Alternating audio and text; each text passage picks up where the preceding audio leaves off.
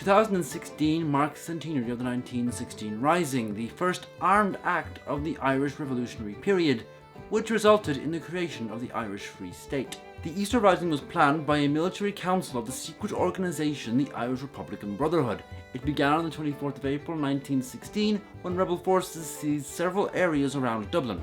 Fighting lasted for 6 days until it was suppressed by the British Army. It formed an integral part of the creation myth of the Republic of Ireland.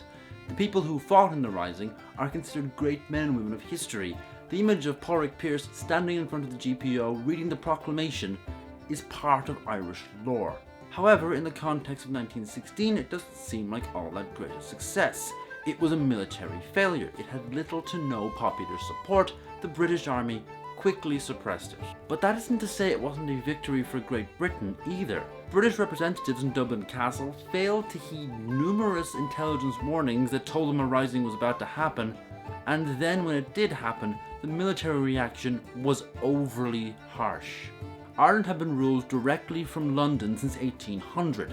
Charles Stewart Parnell and the Irish Parliamentary Party in the 19th century had fought to bring back a devolved government for Ireland, and by 1912 it looked like his successor John Redmond was going to do exactly that. However, the Home Rule Bill of 1912 got past the House of Commons, but not past the House of Lords. Immediately.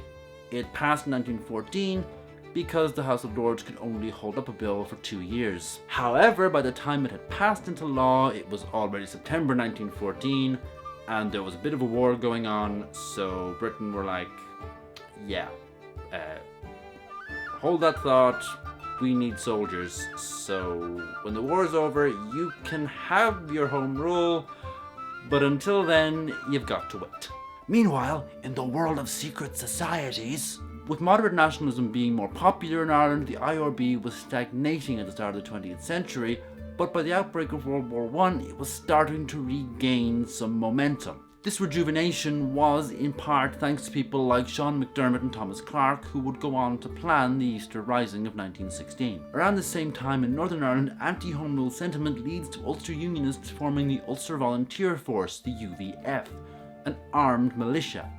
And in response to that, the IRB helps to create the Irish Volunteers. Formed in 1913, the Irish Volunteers had influence both from the IRB and the Irish Parliamentary Party. And it was from the ranks of the Irish Volunteers that the IRB co-opted Patrick Pearse, Joseph Mary Plunkett and Thomas MacDonagh, who joined Clarke and McDermott as well as Eamon Cant and James Connolly, the leader of the socialist militia the Irish Citizens Army, on the military council which planned the Rising. Then in 1914, John Redmond, leader of the Irish Parliamentary Party, forced a split in the Irish Volunteers when he convinced 175,000 members of the group to join the British Army and fight in the war. This left us 13,000 Irish Volunteers under the leadership of Owen MacNeill. And here's something really interesting about Owen MacNeill's involvement with the 1916 Rising. He didn't know about it until practically the last minute, and the only reason he decided to go along with the entire thing is that he was lied to. Knowing that MacNeill was not into the idea of an armed revolution, Thomas MacDonagh creatively adapted a letter from Dublin Castle that made it look like all nationalist leaders were about to be arrested, which convinced MacNeill to go along with the entire thing. And by the time MacNeill agreed to it, thinking it was a defensive act, there were already a boatload of guns on its way to Ireland from Germany. Initially they hoped the Germans might provide an expeditionary force and actually invade Ireland, but that didn't happen. Roger Casement, who was negotiating with the Germans on behalf of the IRB, was not nearly as successful as he might have hoped.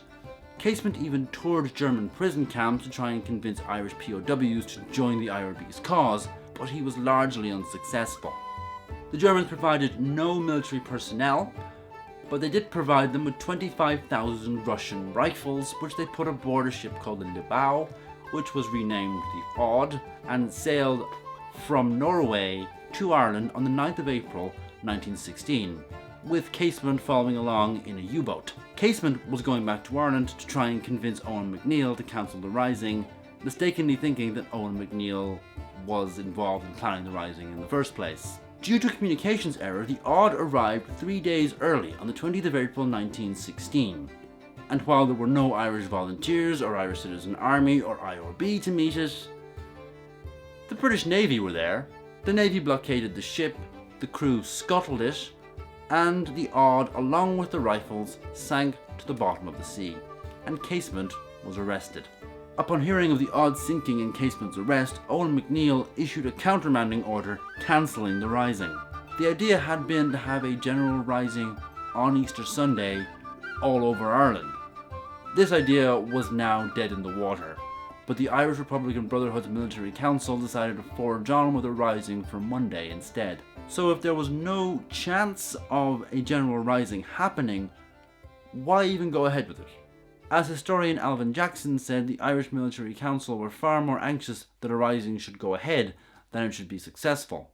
It's also a strange choice to choose the GPO as your headquarters because it's not a particularly important building, and it's not exactly easy to defend because it's open on all sides. Let's pause talking about the IRB for a moment and talk about the British side of this. British intelligence knew all about the plans for the rising, but British policymakers didn't do anything. There were 2 British spies in the Irish Volunteers, codenamed Chalk and Granite. Thanks to those men, they knew where the weapons were in Dublin, they knew about the Irish Volunteers' communication network, and on a broader sense, British military intelligence knew all about the fact that the IRB were talking to the Germans. Yet, the Chief Secretary of Ireland, Augustine Birrell, said that he was ignorant of what was going on in the minds of the population of Dublin. And his Undersecretary Matthew Nathan was no better. He was against the idea of arresting the IRB Military Council at Liberty Hall on Easter Sunday, the day before the rising was due to happen. It really doesn't make sense. Why, if they know about it, why, if it's a threat, why do they let it happen? The reason for this was, their job was just to steer Ireland towards home rule. Bubbling undercurrents of possible, probable, definitely going to happen uprisings were not that important because they didn't think that the Irish population would really be all that moved. And to be fair, they weren't wrong because the Irish people weren't on the side of the rebels initially. James Stephens, in his book The Insurrection in Dublin, published a few months after the rising, noted that popular opinion in the city was along the lines of, "I hope every one of them is shot."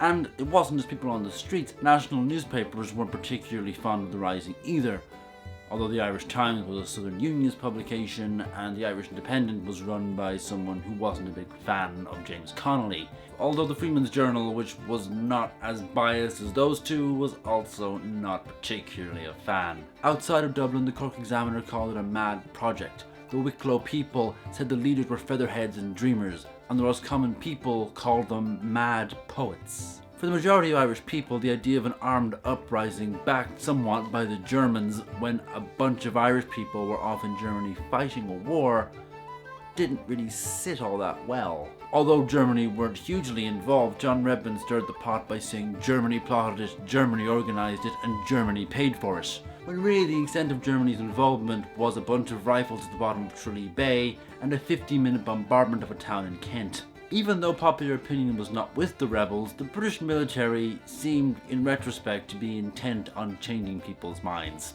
On the second day of the rising, Lord Wimborne, the Lord Lieutenant of Ireland, declared martial law. This was eventually extended all over Ireland. 2 brigades from the Sherwood Foresters were brought to Ireland to deal with the rising, but they were under-equipped and under-trained for the kind of combat they were going to experience on the streets of Dublin. After 2 days, they had 200 dead and injured. The presence of the UVF in the north meant that troops could come down from Belfast, and then the rebels started being pelted with machine gun fire and artillery. That was followed on by the gunboat Helga coming down the Liffey, and eventually Dublin city centre was ablaze. There was confusion among soldiers on the ground as to whether they were to take no prisoners or to take prisoners. Both went on, and many people were innocently killed. General John Maxwell was brought in to be military leader in Ireland, and he brought his own brand of military justice along with him. Pearse and the rebels surrendered on the 29th of April. 35,000 people were arrested and 90 sentenced to death. 1,500 people were sent to Frangach prison in Wales, among them Arthur Griffith, who had had nothing to do with the entire thing, It just so happened that his political party, Sinn Féin, shared its name with a popular slogan amongst Irish nationalists. Most of the rising's leaders were executed by firing squad. Maxwell refused to give William and Patrick Pearse's mother the bodies of her sons, and James Connolly was, though gravely wounded, tied to a chair and shot. The British military reaction came without any real political action, and that's problematic because these were not enemy forces, these were citizens of the British Empire. It was an approach that was the opposite of the one that had actually encouraged the growth of the Irish volunteers in the first place. And in the end, these mad poets gained an awful lot of public sympathy from the heavy-handed British military reaction. The British could have done a lot to prevent and curtail the 1916 Rising, but they didn't. What they did was not so much fiddle while Rome burned, but listen in on plans to burn Rome, then watch Rome be set on fire, and then pour petrol on it. It really wasn't a joined up, cohesive, well thought out strategy to deal with Ireland. Not that the IRB had really thought their entire plan through either. I mean, just look at the fact that it took place despite the fact that they didn't have the weapons and that people were hiding the fact there was a rising happening from other people in case other people would try and stop it. It was convoluted, it was confusing, but it wasn't really about succeeding. While the 1916 Rising may never have succeeded, the result was that it paved the way for a more successful move towards Irish independence.